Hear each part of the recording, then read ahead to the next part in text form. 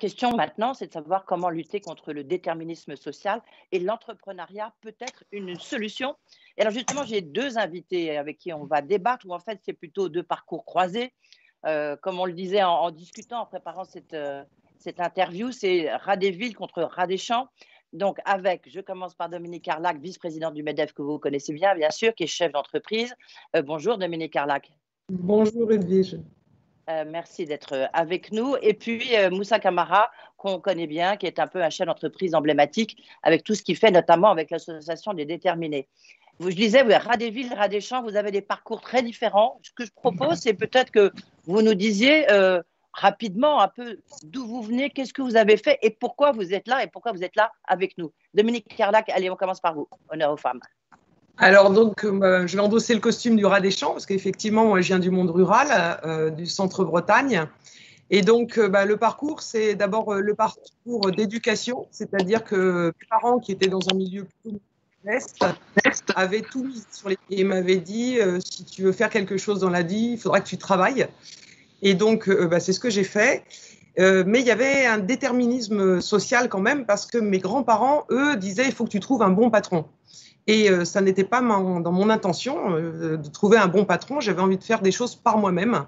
Et donc, du coup, un premier élément de lutte contre le déterminisme social, c'était de se dire, en travaillant à l'école, je ne trouverai pas un patron, mais peut-être que je deviendrai patron. Donc et donc vous êtes devenu patron. Qu'est-ce que vous faites aujourd'hui? Vous pouvez peut-être le dire rapidement. Vous êtes passé par le sport aussi, parce que le sport est aussi un ascenseur social formidable. Hein. Et exactement. En fait, l'éducation ne suffisait pas en réalité, parce que pour vaincre des stéréotypes qu'on a intériorisés quand on n'est justement pas dans le milieu des affaires, il faut autre chose. Et le autre chose, pour moi, ça a été le sport, parce qu'il faut cultiver finalement une expérience où on a eu de la réussite, il faut cultiver son excellence. Et du coup, quand on n'est pas forcément bon à l'école et qu'on n'a pas pris le chemin de l'éducation pour y arriver et pour vaincre ce déterminisme social, on peut se dire on a des cordes à son arc. Et moi, en l'occurrence, il se trouve que le sport m'a permis d'émerger et m'a permis de me dire, mais finalement, quand tu travailles, tu peux être dans l'excellence.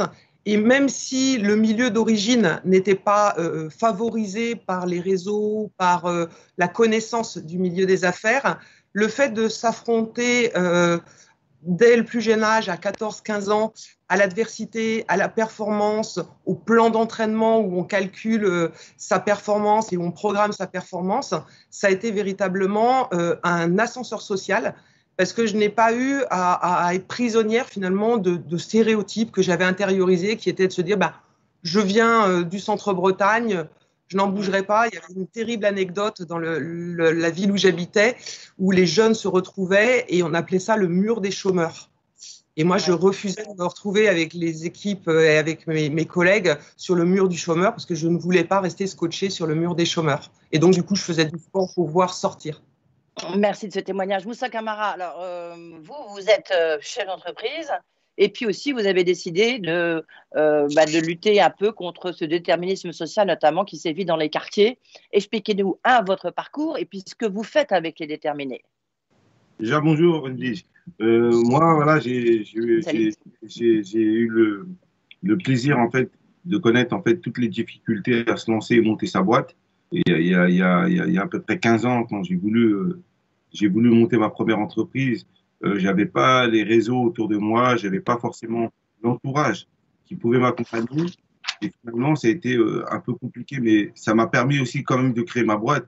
Parce que là où je viens, moi, j'ai grandi dans un quartier à Cergy-Pontoise où les inégalités sociales se creusaient fortement dans ma ville et que les chances de réussite n'étaient pas forcément réunies pour pouvoir sortir de la tête de l'eau.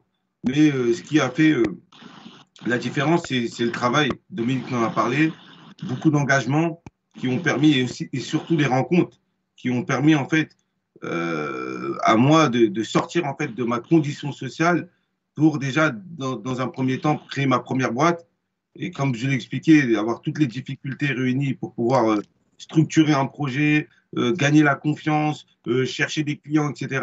Tout ça, c'était pas ce que j'avais appris à l'école. Donc j'ai dû apprendre tout ça sur le terrain, ce que j'appelle l'école de la vie, l'école de l'entrepreneuriat, pour faire en sorte que ma réussite puisse déjà se solidifier. Et une fois qu'elle s'est solidifiée, j'ai pu créer des emplois et permettre aussi aux autres de pouvoir réussir. Quelques années. Est-ce que tu as l'impression d'avoir réussi à aller aussi loin que ceux où tu aurais, on se tutoie parce qu'on se connaît bien, hein, donc on va dire vous parce que c'est mieux de dire vous, mais Moussa, est-ce que vous avez l'impression d'avoir réussi à surmonter, ou peut-être que les obstacles sont tels que vous auriez pu aller beaucoup plus loin, que finalement, ben, voilà, vous êtes chef d'entreprise, mais vous n'êtes pas patron du CAC 40. Je caricature évidemment. Moi, je pense que déjà, mon parcours professionnel n'est pas fini, mais je pense que voilà, les portes qu'on a réussi à ouvrir par notre détermination, par notre engagement, déjà, voilà, un chemin a été parcouru. On a réussi en quelques années à faire en sorte que le monde de l'entreprise et les entrepreneurs des territoires dans les quartiers populaires puissent se parler, se rencontrer.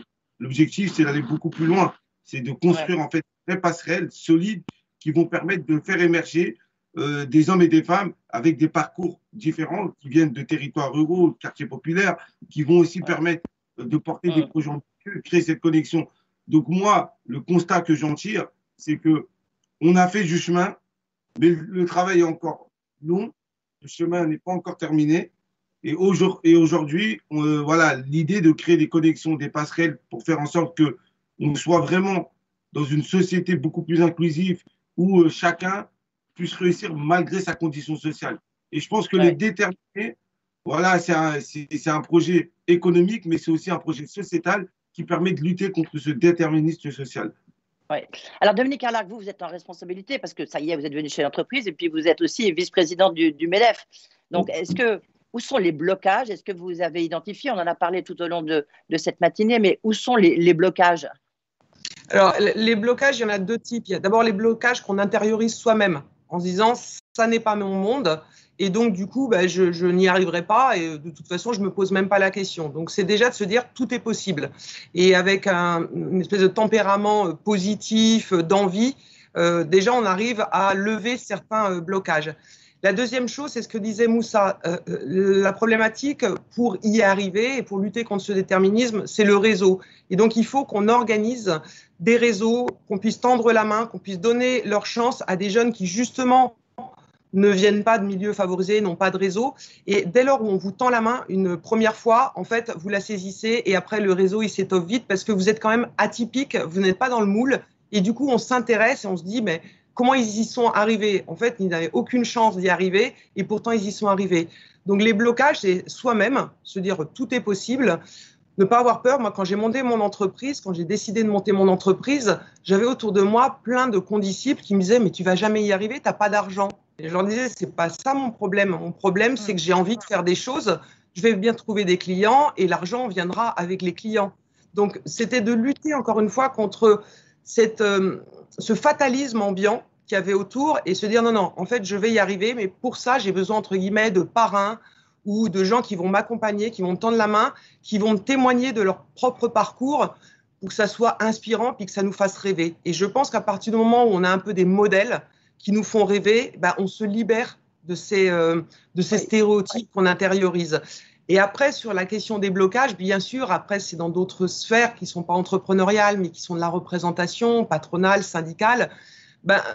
C'est normal, il n'y a pas beaucoup de postes, donc c'est à nouveau le travail. C'est-à-dire que plus on travaille, plus on délivre, et plus on est en visibilité, et plus on s'occupe, ce qu'a dit Moussa tout à l'heure, plus on s'occupe du collectif, plus c'est possible, justement, et d'avoir un impact, et de monter dans l'ascenseur social.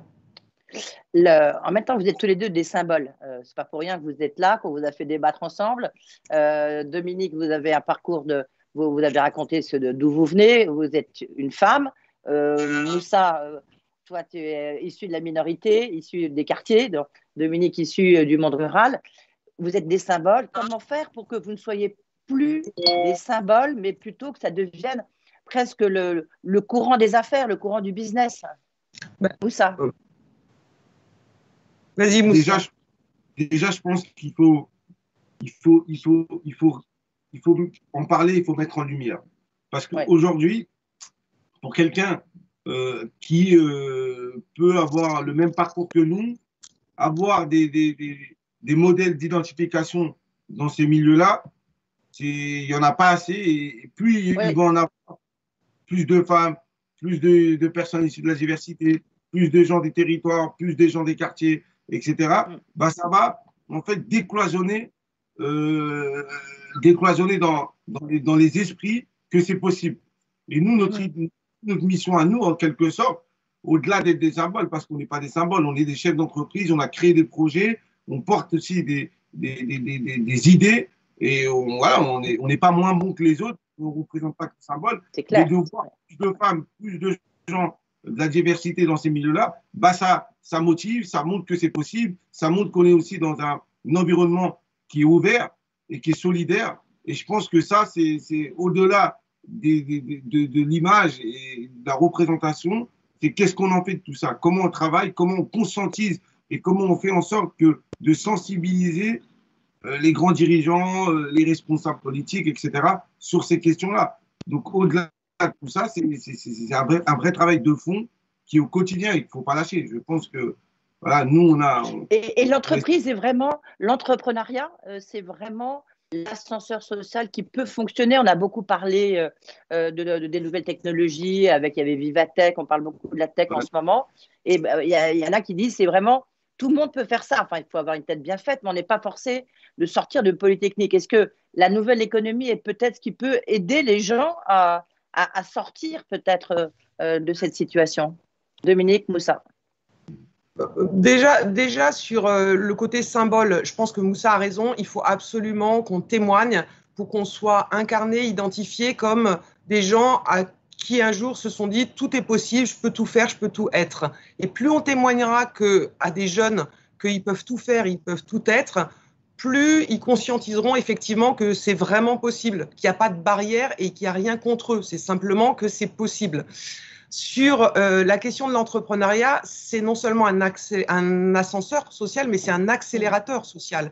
C'est-à-dire que si vous rentrez comme salarié pour avoir l'ascenseur social, ça sera probablement beaucoup plus long que si vous créez votre boîte. Alors, ça ne sera pas la même taille. Tout à l'heure, vous posiez la question, on n'est pas patron du CAC 40. Non, mais n'empêche qu'on fera des choses, on créera de l'emploi et on donnera de l'envie. Moi, comme je suis sortie du sport rural, féminin, ben, qu'est-ce que je fais? Je fais du mécénat auprès des jeunes filles, du football, des moins de 15 ans, en région rurale, pour venir témoigner de mon parcours et leur dire, ben, vous aussi, vous avez 13 ans, vous avez 14 ans, vous êtes doués au foot, l'école, c'est peut-être pas ça pour vous, mais en témoignant, vous pouvez vous y arriver. Et effectivement, les nouvelles technologies favorisent ça parce qu'il n'y a pas tellement de barrières à l'entrée aujourd'hui. Pour créer une entreprise, on n'est pas obligé ni d'avoir fait Polytechnique, ni de mettre 1 million sur la table pour avoir des infrastructures ou construire des hauts fourneaux. Je dirais que si on comprend ce que veulent les usagers et les consommateurs, qu'on utilise les nouvelles technologies, mais en fait, c'est à nouveau, entre guillemets, le Far West. On peut à nouveau créer une nouvelle génération d'entrepreneurs qui, parce qu'elle a compris ce dont avait besoin la population et les consommateurs, peut créer une entreprise. Oui. Alors, une question, mais je vais d'abord en poser une à Moussa Camara. Moussa Camara, est-ce que pour vous, c'est la formation quand même qui est le principal obstacle lorsque vous, faites votre association, les déterminer? Ben, nous, la formation, c'est l'axe du programme et du projet qu'on a développé, parce que pour nous, c'est important de permettre, avant de mettre un réseau ou des gens en lien, il faut les accompagner, il faut leur former. Il faut leur donner Parfois, ils ont des codes, mais ils n'ont pas les accès. Et donc, nous, on est un facilitateur de tout ça. Et nous, ce qu'on fait chez les déterminés, c'est pas de faire à la place des entrepreneurs. C'est d'être à côté d'eux en les accompagnant, en les formant, en leur donnant quelques outils qui vont leur permettre d'aller beaucoup plus loin et de mettre les ambitions beaucoup plus hautes, là où ils ne pensent pas. Et parce qu'on parle beaucoup, mais il y a beaucoup de personnes, peu importe en fait du territoire. En France. Moi, maintenant, on est implanté aujourd'hui dans toute la France et on rencontre des gens aussi bien dans les centres-villes, dans les territoires ruraux, dans les quartiers. C'est très compliqué de se dire que demain, on va devenir entrepreneur. Et en fait, les freins, il y a vraiment un problème de frein où les gens se mettent des barrières et s'autocensurent. Et du coup, s'il n'y a pas de structures ou des gens qui peuvent accompagner, des personnes qui peuvent témoigner pour dire que c'est possible et qu'il y a des étapes à franchir, en les accompagnant, en les formant, en les mettant en réseau, en leur permettant d'avoir des moyens, bah, je pense qu'à un moment donné, on peut là ouvrir et faire en sorte que les gens puissent se lancer en toute Alors, sécurité. maintenant, Mais on arrive au terme de ce débat. Je vais peut-être vous demander, puisque… Ah, non, Dominique Carlac, j'ai d'abord une dernière question. Vous avez dit tout à l'heure, j'avais pas d'argent, il a fallu que j'en trouve, etc. Est-ce que finalement, le financement, c'est pas aussi un déblocage? Notamment, on sait bien, c'est le cas pour lorsqu'on vient de nulle part, qu'on n'a pas de réseau, et en plus qu'on est une femme. Alors, moi, je me suis jamais posé les questions en ces termes. Je me suis dit, c'est un fait, je n'ai pas d'argent, donc je vais en créer de l'argent. Je me suis pas posé la question d'être sous perfusion ou sous subvention ou d'avoir des mécènes. Je me suis dit, en fait, je vais vendre des missions, je vais vendre des produits et c'est les clients qui créeront mon argent. Et j'étais licenciée économique. C'est à ce moment-là que j'ai créé mon entreprise pour créer mon emploi. J'ai utilisé ma prime de licenciement économique pour tenir quelques mois et signer les premiers contrats. Ouais. Donc, j'ai considéré que ça ne devait pas être une fatalité, que si j'avais une idée, j'allais créer de l'argent dessus. À partir de là, je ne suis pas restée longtemps. Voilà, du coup, comme il y avait nécessité de manger, je ne suis pas restée longtemps à la recherche de financement. J'ai créé mon propre financement. Moussa Camara, peut-être le mot de la fin. Tu as beaucoup de chefs d'entreprise, de gens du monde des affaires qui t'écoutent là. Qu'est-ce que tu leur dis?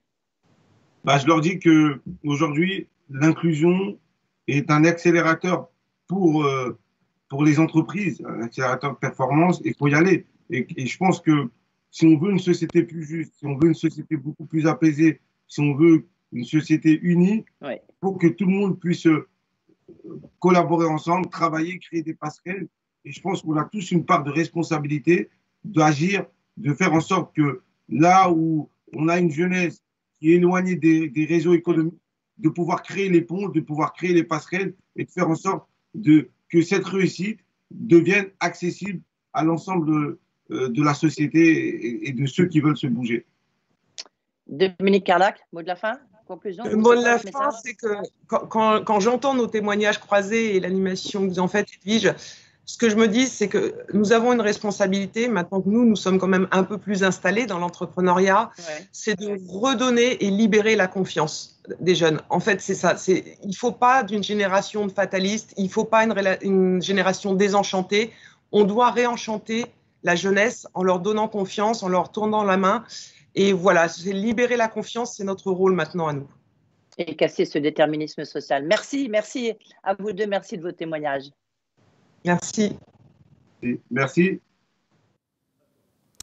Voilà, c'était donc ce regard croisé entre Dominique Carlac et Moussa Camara. Alors, pour conclure cette rêve, je vous propose d'écouter, je l'ai rencontré hier, la ministre qui est justement en charge de lutter contre cette discrimination sociale, qui est responsable aussi de l'égalité femmes-hommes. C'est Elisabeth Moreno et elle a un parcours, elle aussi, assez incroyable. Elle va vous le raconter. Et puis, c'est elle qui va mettre en place cette fameuse loi qui pourrait imposer des quotas dans les COMEX et les CODIR. Vous allez voir, elle était une bonne avocate de cette loi qu'elle défend, il faut dire. Elisabeth Moreno.